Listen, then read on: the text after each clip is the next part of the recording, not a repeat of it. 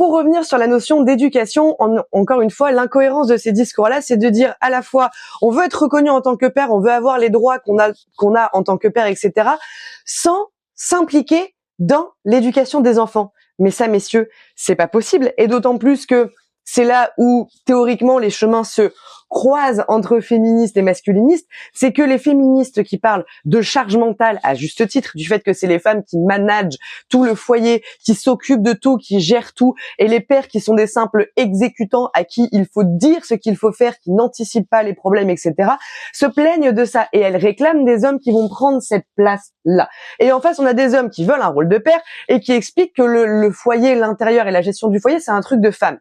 Messieurs, s'il vous plaît, soyez cohérents. Vous voulez qu'on vous reconnaisse en tant que père, vous voulez que les lois penchent en votre faveur, militez correctement et militez dans vos foyers. Prenez votre part du travail, militez pour l'allongement du congé paternité, parce que ça, on n'en parle pas assez, mais le fait d'avoir encore aujourd'hui un congé maternité inéquivalent, inégal par rapport au congé paternité, ça prouve bien que la société, elle envoie toujours le message que maman, c'est plus important que papa.